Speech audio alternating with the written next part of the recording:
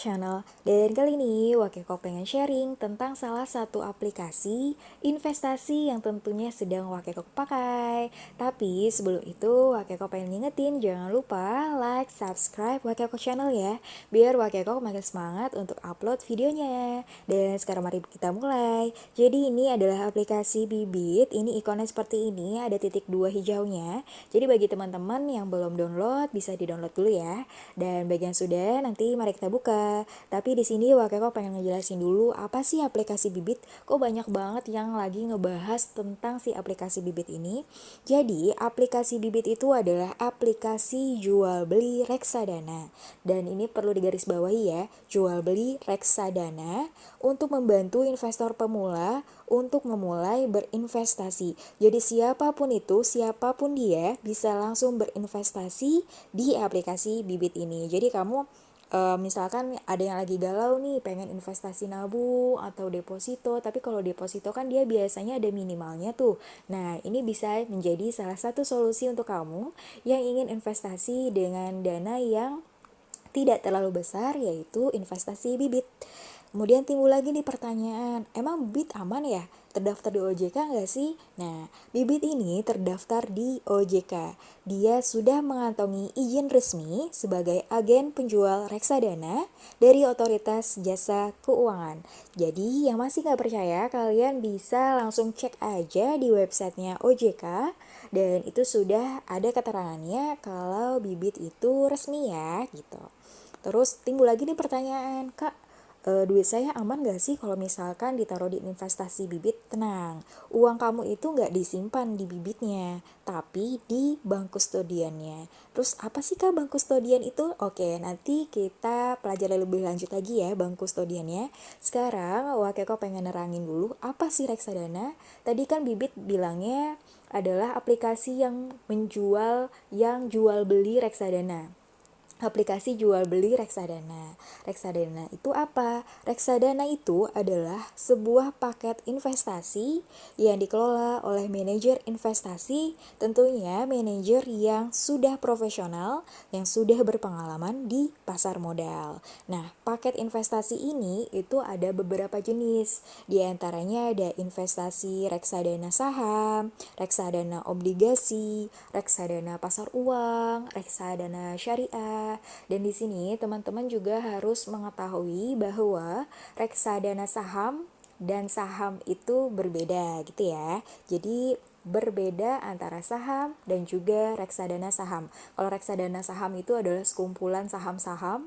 Kalau saham ya udah cuma satu aja gitu. Nah, terus tadi kan dibahas tuh manajer investasi. Manajer investasi itu apa sih, Kak? Nah, manajer investasi itu adalah pihak yang sudah diberikan kewenangan untuk mengelola dana kamu ke dalam portofolio investasi. Jadi, manajer investasi ini yang sering kita singkat dengan MI ini, dia harus mendapatkan izin terlebih dahulu dari OJK sebelum memulai mengelola reksadana gitu ya.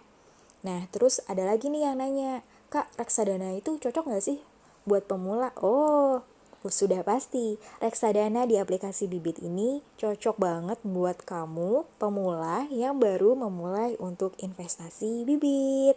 Dan sekarang langsung aja ya. Kita buka aplikasi Bibitnya. Jadi ini adalah tampilan home-nya. Tampilan home dari aplikasi Bibit. Jadi di aplikasi Bibit ini kamu mendapatkan keunggulan, Keunggulannya adalah dia itu gratis biaya komisi. Jadi setiap kamu beli reksadana di Bibit itu gratis biayanya, nggak ada. Maksudnya misalkan biayanya harus sekian persen, nanti kamu kalau misalkan mau beli sekian nanti persenannya sekian, itu nggak ada ya. Jadi pembelian reksadana di aplikasi Bibit ini gratis 0%, alias 0 rupiah, maaf ya, biayanya 0 rupiah, gratis. Terus juga dia investasinya mudah. Terus dia juga ada layanan supportnya nih, ada layanan supportnya di bagian ini. Terus nanti dia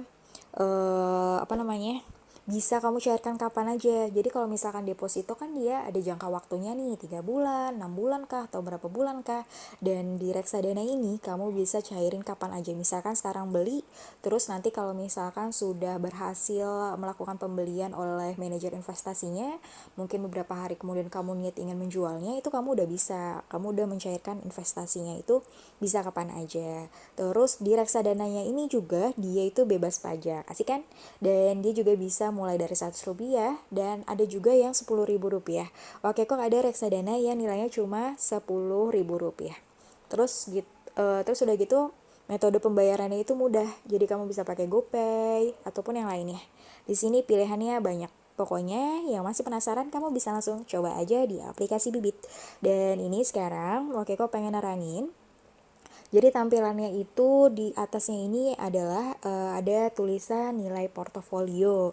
Apa sih nilai portofolio itu, Kak? Jadi nilai portofolio itu adalah nilai dari seluruh reksadana yang kamu beli. Jadi keseluruhan reksadana yang udah kamu beli itu nilainya terpampang di nilai portofolio gitu ya. Kemudian di situ ada keterangan keuntungan, imbal hasil, itu pasti kalian udah ngerti. Itu adalah keuntungan yang kita terima dari reksadana yang sudah kita investasikan.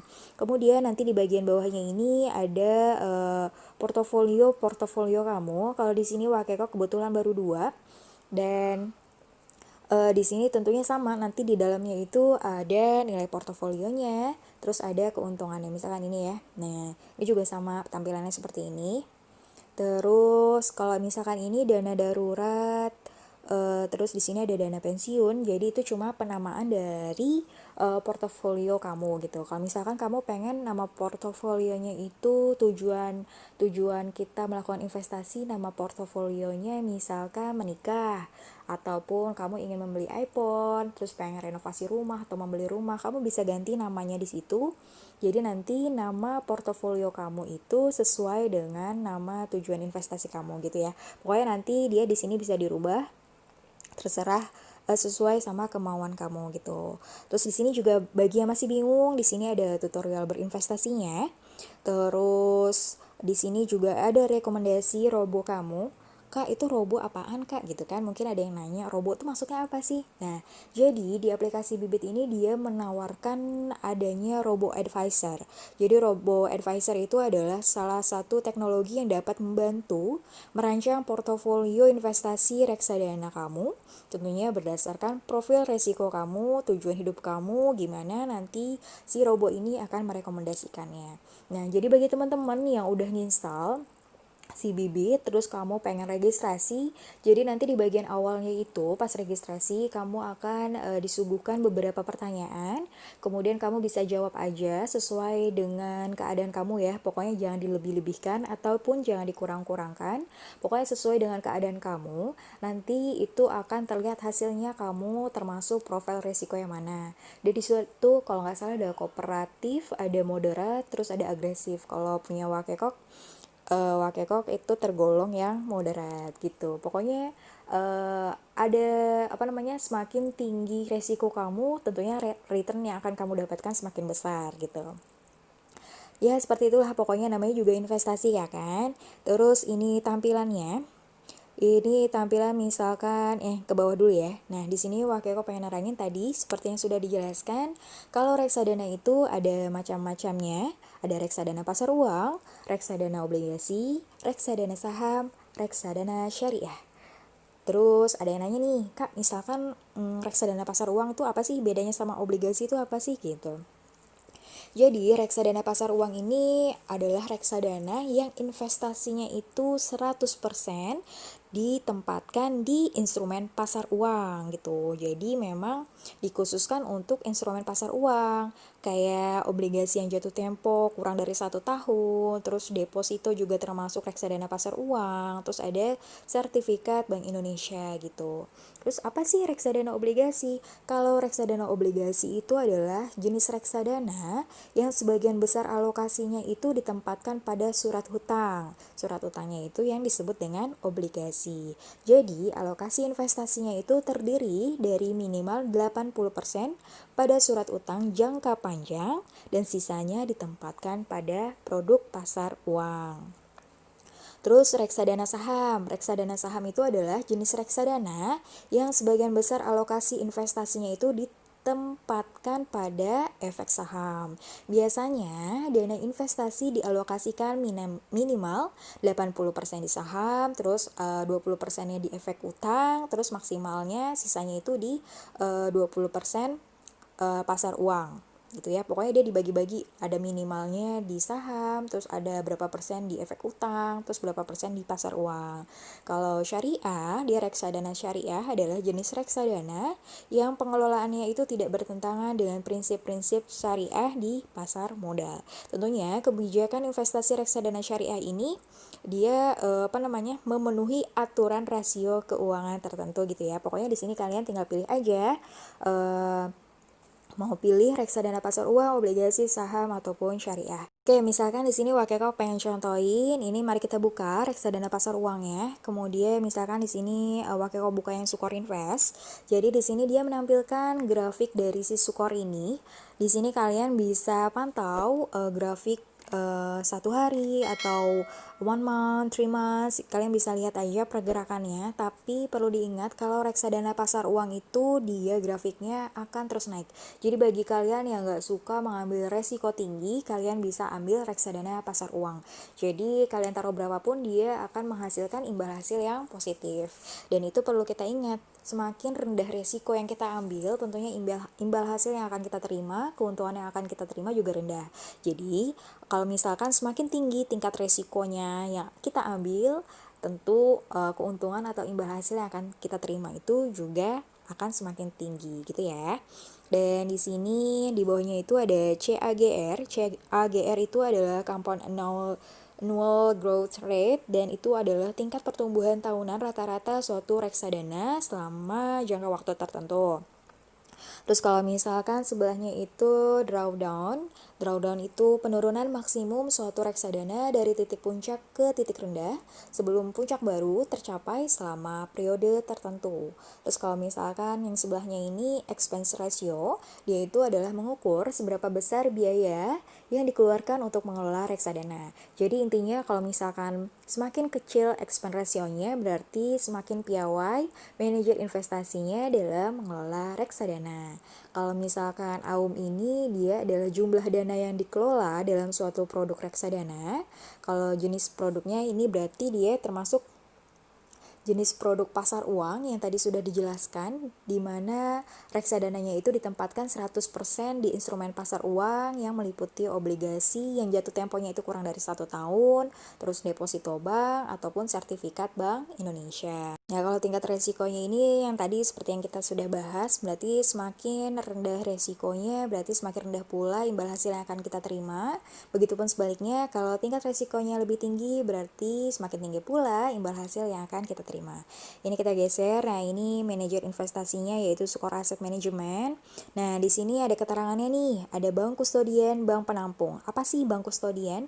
Bank kustodian itu adalah bank yang mendapat persetujuan OJK untuk menyimpan dana investasi kamu, termasuk menerima dividen, terus mewakili kamu menjadi nasabahnya.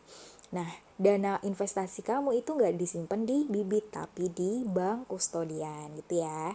Nah, terus di situ bank penampung. Apa sih bank penampung? Nah, kalau bank penampung itu adalah bank yang digunakan bank kustodian untuk mengirimkan dana hasil penjualan ke rekening kamu.